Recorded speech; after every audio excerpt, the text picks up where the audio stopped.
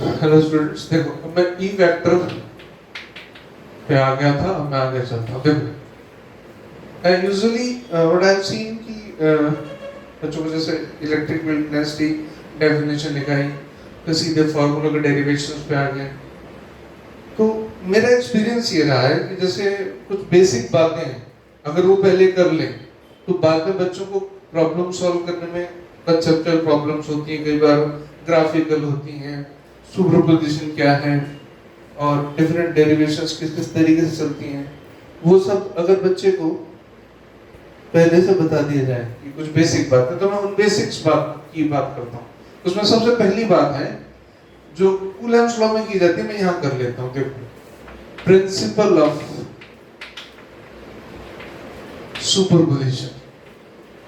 अब superposition principle क्या है, पहले इसको आराम से समझो, क्योंकि प्लेन वर्ड्स में सुपरपोजिशन प्रिंसिपल का मतलब ये है, पहले कूलम्ब्स लॉ बताता हूँ उसको, कि कूलम्ब्स लॉ ये कहता है कि Q1 Q2 के बीच में कोई एक सर्टेन फोर्स है F12 या F21 माइनस कर सकते हैं ना। अब अगर एक तीसरा चार्ज, ये पोजीशन ए पे रखा है, ये बी पे, एक तीसरा चार्ज Q3 आ जाए, तो Q3 चार्ज के आने से A और B मतलब Q1 Q2 के बीच का जो फोर्स इंटरैक्टिंग, उस पर फर्क नहीं पड़ेगा। हाँ, नेट फोर्स इस पर अब चेंज हो जाएगा। Q1 पर जो फोर्स लग रहा है वो Q2 से भी लगेगा, Q3 से भी लगेगा, और Q2 पे जो फोर्स लग रहा है वो Q1 से भी लगेगा, Q3 से भी लगेगा, बराबर बात है। लेकिन Q1 Q2 के बीच का इंटरेक्शन Q3 की प्रेजेंस से चेंज नहीं होगा। तो अब अगर मैं इसकी बात कहूं, मतलब अगर मैं सिर्फ इसको पकड़ूं 1 को, तो पहले इस पर फोर्स था F12,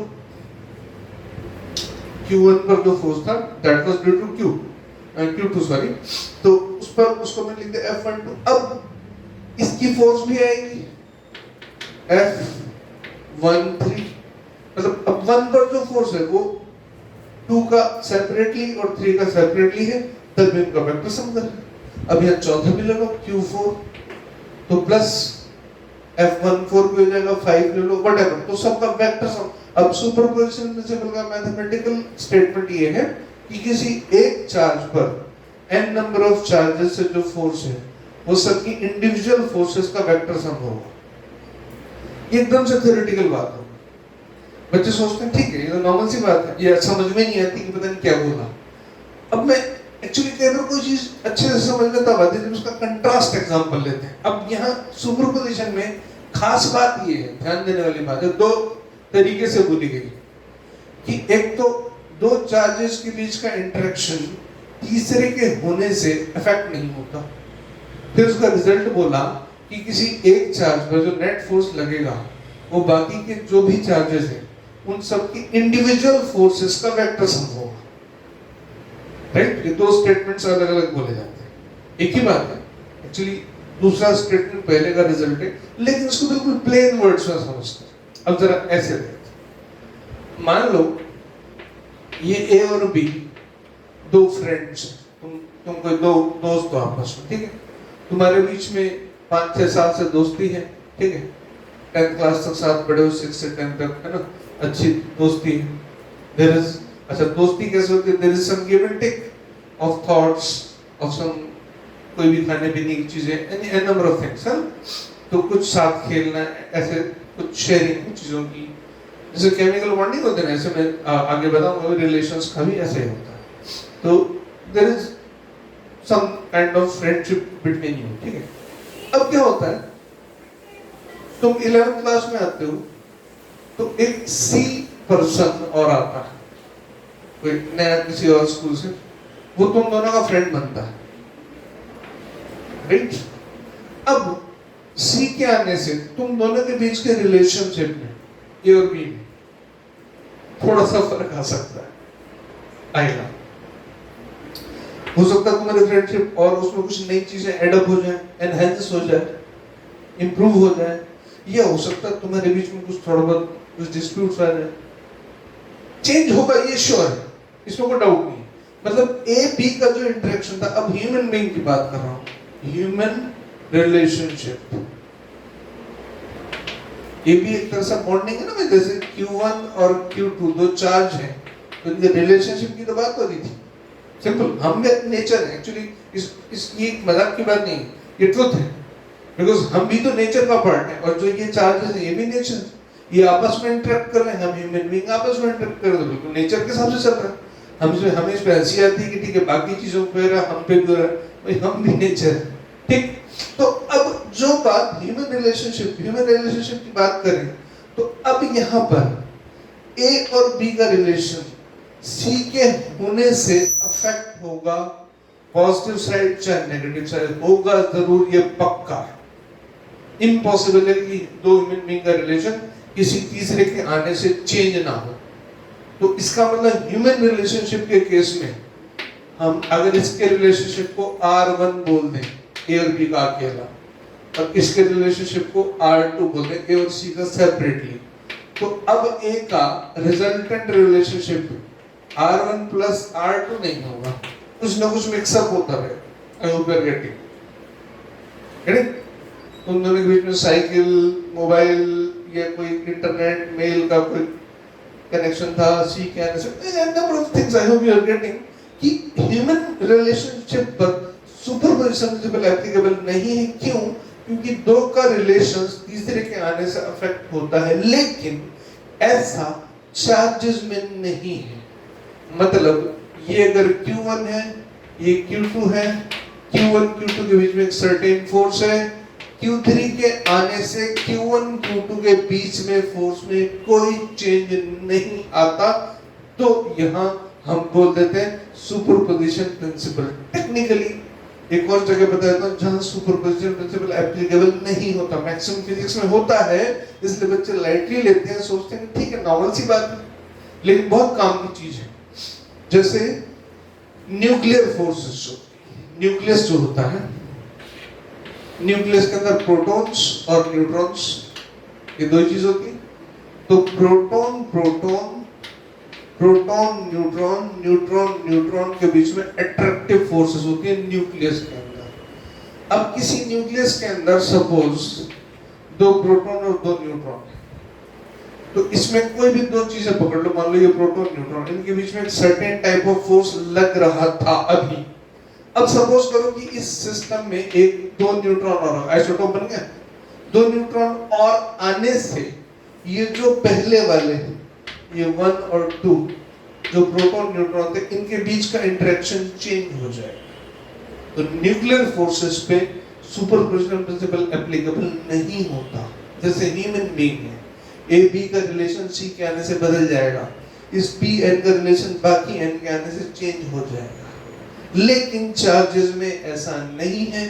Q1 Q2 का रिलेशन किसी और के चार्ज से इफेक्ट नहीं। ये सुपरपोजिशन का प्रिंसिपल है। अब इसके बाद मैं बात बहुत डायरेक्टली कर सकता हूँ इलेक्ट्रिक फील्ड के बारे में भी, कि ये कोई टेस्ट चार्ज रखते हैं यहाँ पे, है ना, ये है चार्ज Q1, ये इसकी पोजीशन O, ये वेक्टर R1, ये Q2, ये R2, ये Q3, ये R3, ऐसे चलते जा रहे हैं, Qn Rn, है ना। अब पूछा था कि O पर नेट इलेक्ट्रिक फील्ड कितना होगा, तो भाई ऐसी बात है, E नेट सिंपल सा है, E1, E2, E3 so on En, सबका वेक्टर सिंपल। यहाँ पर इलेक्ट्रिक फील्ड इससे सेपरेट सबका नेट वेक्टर सम। क्यों? क्योंकि इसका फील्ड जो है वो इसके होने से इफेक्ट नहीं होगा, इसका इसके होने से इफेक्ट नहीं होगा, एंड दैट्स ऑल। अब इसको लिख देते हैं फॉर्मूले के फॉर्म में, ये हो गया Q1 by 4 pi epsilon R1 square R1 cap, Q2 by 4 pi epsilon R2 square R2 cap so on Qn upon 4 pi epsilon Rn square Rn cap। ये हुआ सुपरपोजिशन प्रिंसिपल।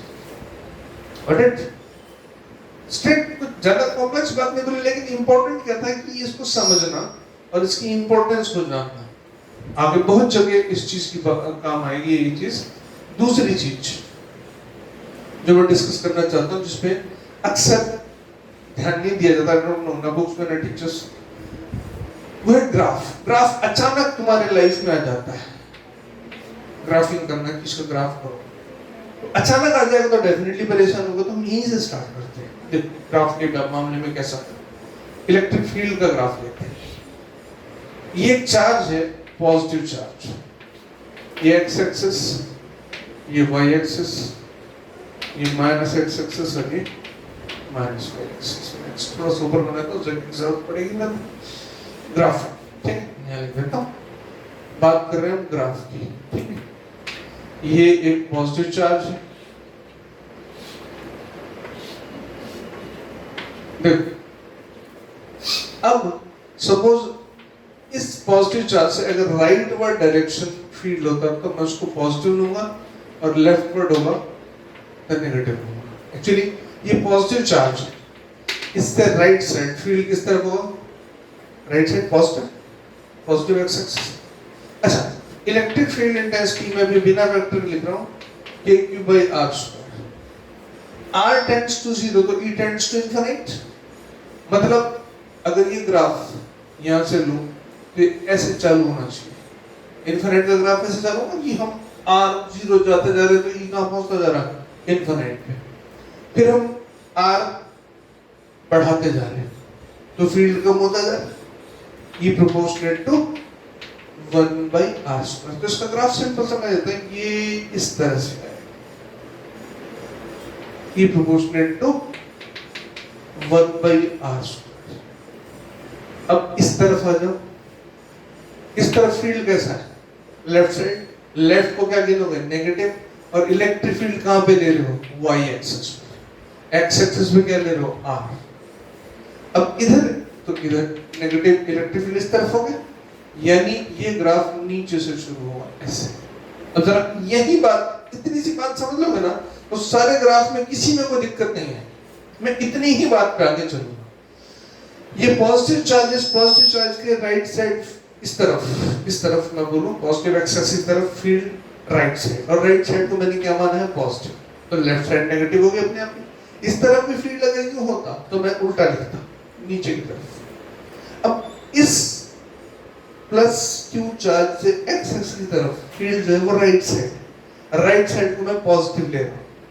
पॉजिटिव रीजन कौन सा है, और ई कौन रिप्रेजेंट कर रहा है, वाई एक्सिस, तो पॉजिटिव कौन सा होगा, वाई एक्सिस, ई पॉजिटिव तो वाई एक्सिस पॉजिटिव, तो पॉजिटिव रीजन में रहेगा। स्टार्टिंग कहां से रही, इनफिनिट, इस लाइन को सीधा खींचो, इनफिनिट में जाके मिलेंगे, फिर आते जा रहे आर बढ़ता जा रहा है, ई कम होता जा रहा है, फिर r हम इनफिनिट ले जाएंगे तब जाके e 0 होगा। अब इधर आ जाओ, अब इस तरफ क्या है, इलेक्ट्रिक फील्ड लेफ्ट साइड है, लेफ्ट डायरेक्शन क्या लिए, नेगेटिव, और e को कौन शो कर रहा है, वाई एक्सिस, तो हम कहां गए, negative Y axis, mirror image, ये पॉजिटिव चार्ज। अब नेगेटिव चार्ज ले लेते तो बात और क्लियर हो जाएगी। ग्राफिक को लेकर के बहुत कंफ्यूजन रहता है बच्चों में, बेटा कितनी बेसिक बात एक चार्ज को लेकर समझ लोगे, दिक्कत नहीं आने वाली। ये नेगेटिव चार्ज ले लिया मैंने, तो अब देखो जरा कैसा हो, कंडीशन मेरी भाई कि right word direction positive, left word direction negative. अब जरा बातें क्लियर करते हैं। ये वाई एक्सिस क्या शो कर रहा है, ई, मतलब यहां से ऊपर चलूंगा तो पॉजिटिव ई, यहां से नीचे चलूंगा तो नेगेटिव ई, ये पॉजिटिव आर, ये आर शो कर रहा है, ये नेगेटिव आर। अब नेगेटिव चार्ज से इस तरफ जाते हैं तो फील्ड नेगेटिव चार्ज में कैसा होता है, ये प्लस चार्ज से फील्ड अवे होता है, नेगेटिव चार्ज की तरफ होता है। ये इलेक्ट्रिक लाइन से फोर्स में एक्सप्लेन करूंगा कि पॉजिटिव चार्ज से फील्ड बाहर निकलता मानते हैं, टर्मिनेट का होता है नेगेटिव चार्ज में। तो नेगेटिव चार्ज रखा तो फील्ड लाइंस उसके अंदर आएंगी, मतलब इस चार्ज में फील्ड यहाँ पे अगर ये रखा है तो ऐसे फील्ड लाइंस आएंगे, इस तरफ मतलब नेगेटिव हो गया, तो फील्ड तो इस तरफ नेगेटिव हो गया, नेगेटिव तो कौन सा एक्सिस, फिर ये वाला, कहां से चालू होगा, इनफिनिट, ये ऐसे। इधर फील्ड नेगेटिव की तरफ होना है, एक्चुअली नेगेटिव की साइड आना, इसने भी नेगेटिव की साइड आना, तो वो अपने आप इसकी तरफ नेगेटिव हो गया, हमने वो पॉजिटिव माना था, तो अब ये फील्ड इस तरफ हो गया, इस तरफ की साइड कौन सी है, पॉजिटिव, तो भाई ये ऐसे हो जाएगा। अब पास में रखें, ये इस तरह से हो जाएगा। ये दो ग्राफ अगर तुम्हें ठीक से समझ में आ जाता तो आगे ग्राफिंग में कोई प्रॉब्लम नहीं आएगी। सुपरपोजिशन और ग्राफिंग ये बहुत चीजें जरूरी है, इसके बाद हम डेरिवेशंस पर आएंगे।